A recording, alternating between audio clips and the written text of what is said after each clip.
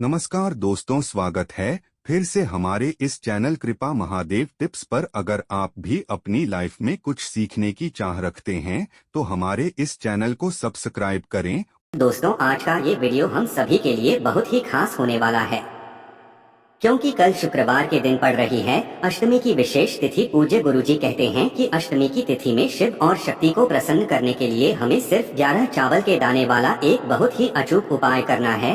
ये उपाय हमारे जीवन में धन धान्य की प्राप्ति करवाएगा और साथ ही साथ अगर हमारे घर में दुर्भाग्य चल रहा है, जीवन में धन दौलत की प्राप्ति हो ही नहीं पा रही है, पति पत्नी में आपस में बनती नहीं है, लड़ाई झगड़े होते हैं, व्यापार में आए दिन कोई ना कोई नुकसान होता है, नौकरी लग नहीं पा रही है, घर में किसी भी प्रकार की कोई परेशानी चल रही हो, तो गुरुजी ने कहा कि आपको ये विशेष उपाय जरूर करना चाहिए। तो चलिए जानते हैं इस विशेष उपाय के बारे में। लेकिन उससे पहले प्रार्थना, अगर आप चैनल पर नए हैं तो कृपया हमारे चैनल वास्तविक जानकारी को सब्सक्राइब अवश्य कर लें। आप सभी जानते हैं कि अष्टमी की विशेष हम सभी के लिए बहुत ही मायने रखती है, और जब अष्टमी की तिथि सोमवार के दिन पड़े या फिर शुक्रवार के दिन पड़े तो इससे सीधे हमें माता रानी की कृपा प्राप्त होती है।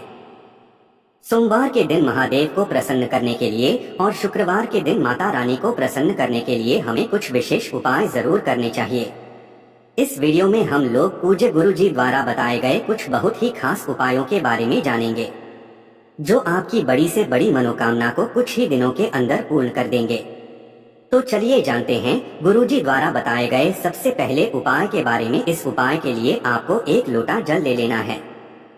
तांबे के पात्र में आपको अपने घर से जल ले लेना है और इसी के साथ आपको ले लेने हैं 11 चावल के दाने। चावल के दाने टूटे हुए नहीं होने चाहिए, खंडित नहीं होने चाहिए, क्योंकि कोई भी चावल का दाना टूटा हुआ हम लोग शिवलिंग में समर्पित नहीं करते हैं, इससे हमें दोष लगता है।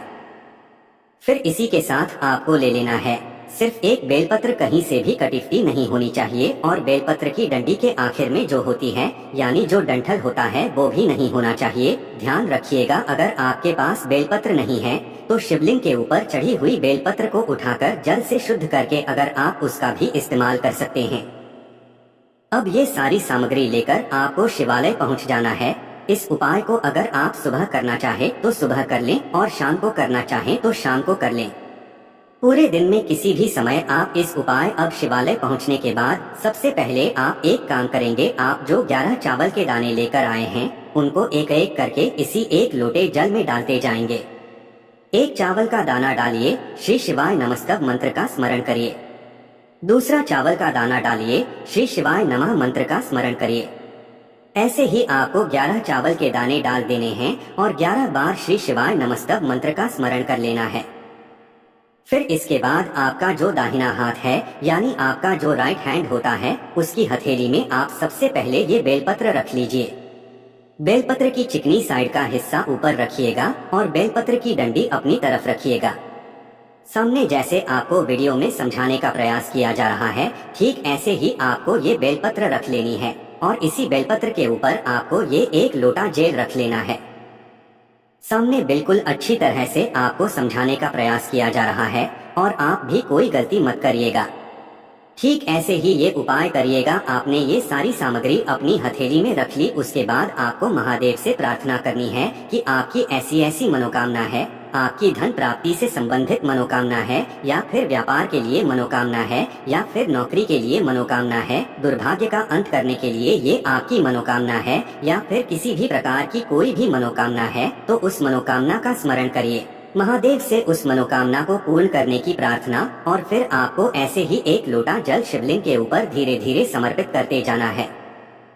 सामने जैसे आपको दिखाया जा रहा है ठीक ऐसे ही आपको जल समर्पित कर देना है और इसके बाद आप जो एक बेलपत्र लेकर आए हैं उसको शिवलिंग के ऊपर नहीं बल्कि माता अशोक सुंदरी वाले स्थान के ऊपर समर्पित कर देंगे। बेलपत्र की चिकनी साइड का हिस्सा नीचे की तरफ रहेगा और बेलपत्र की डंडी जलाधारी की तरफ रहेगी। बेलपत्र रखते हुए भी आप मनोकामना का स्मरण करिएगा और जल समर्पित करते हुए भी आप मनोकामना का स्मरण करिएगा। जल समर्पित करते हुए अगर कुछ चावल के दाने इसमें बचे रहते हैं तो उनको अपने हाथ से निकालकर शिवलिंग के ऊपर समर्पित कर दीजिएगा। फिर वहीं 1 या 2 मिनट शिवलिंग के सामने बैठकर श्री शिवाय नमस्तु व मंत्र का स्मरण करते हुए फिर वापस अपने घर आ जाना है। पूज्य गुरुजी कहते हैं कि जो भी व्यक्ति शुक्रवार की अष्टमी की तिथि में इस विशेष उपाय को कर लेता है तो माता अशोक सुंदरी कृपा से तथा महादेव की कृपा से उस व्यक्ति की बड़ी से बड़ी मनोकामना बहुत ही जल्द परिपूर्ण हो जाती है।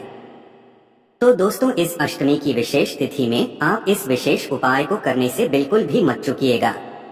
अब जानते हैं गुरुजी द्वारा बताए गए दूसरे खास उपाय के बारे में जो आपके जीवन में धन, दौलत, मान, सम्मान, यश, कीर्ति को बढ़ाने के लिए है। जीवन में बहुत ज्यादा निराशा है तो उसको समाप्त करने के लिए है।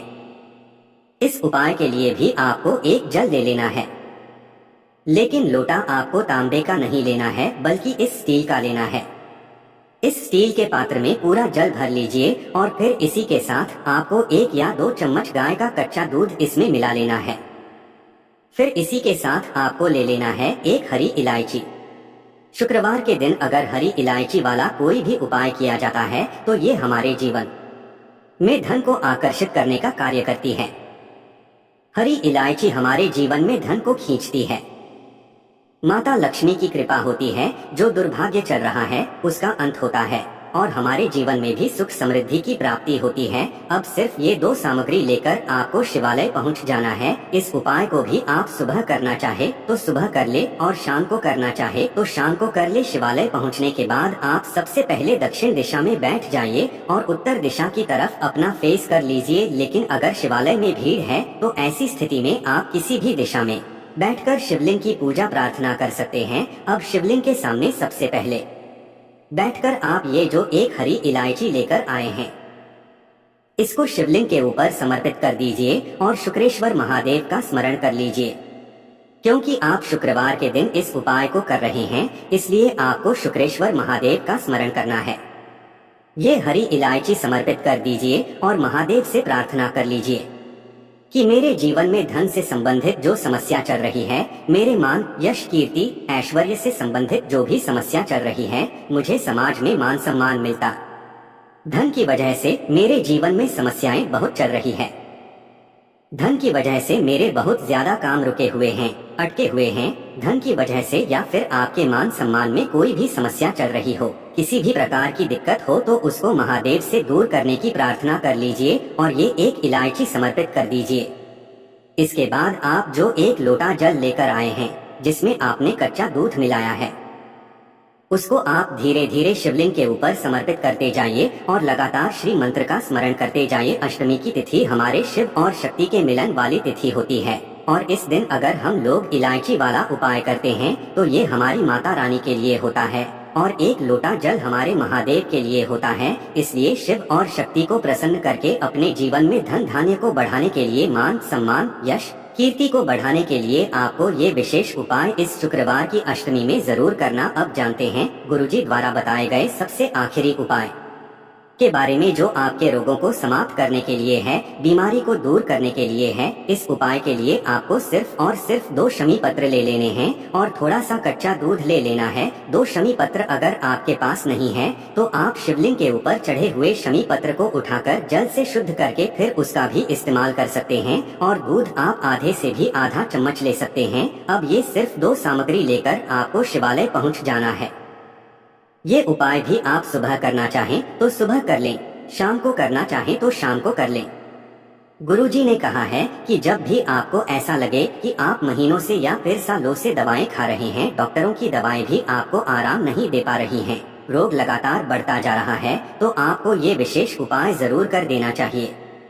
आप शिवालय पहुंचकर सबसे पहले आप जो 2 शमी पत्र लेकर आए हैं उनमें से 1 शमी पत्र को आप इस दूध में लीजिए, यानी इस दूध को अच्छे से इस शमी पत्र में लगा लीजिए और अपने रोग को दूर करने की अवधूतेश्वर महादेव से प्रार्थना कर लीजिए। कौन से महादेव से? अवधूतेश्वर महादेव से अपने रोग को, अपनी बीमारी को दूर करने की प्रार्थना कर लीजिए और अपने नाम व गोत्र का स्मरण करते हुए ये 1 शमी पत्र आपको शिवलिंग के ऊपर समर्पित कर देनी है। दूध वाले शमी पत्र शिवलिंग के ऊपर समर्पित कर लीजिए, नाम और गोत्र का स्मरण कर लीजिए। अगर घर के किसी सदस्य के लिए आप ये उपाय कर रहे हैं तो उनका नाम और गोत्र का स्मरण करिए, उनकी बीमारी को दूर करने की अब धूतेश्वर महादेव से प्रार्थना कर लीजिए और फिर यही बेलपत्र शिवलिंग के ऊपर समर्पित कर दीजिए। इसके बाद दूसरी बेलपत्र आपको माता अशोक सुंदरी वाले स्थान में समर्पित कर देनी है और अब धूतेश्वर महादेव से फिर से प्रार्थना कर लेनी है। आपकी जितनी भी पुरानी बीमारी हो, चाहे जैसी बीमारी हो, चाहे घर के किसी सदस्य को हो और चाहे आपको, तो आप किसी के लिए उपाय को कर सकते हैं। शुक्रवार की अष्टमी की तिथि में अब धूतेश्वर महादेव के नाम से किया गया ये उपाय गुरु जी ने कहा कि आपकी सालों पुरानी बीमारी को भी बहुत ही जल्दी समाप्त कर देगा। तो दोस्तों, ये थे पूज्य गुरु जी द्वारा बताए गए कुछ बहुत ही खास उपाय। अगर आपको जानकारी अच्छी लगी हो तो वीडियो लाइक करिएगा। श्री शिवाय नमस्तुभ्यं। हर हर महादेव।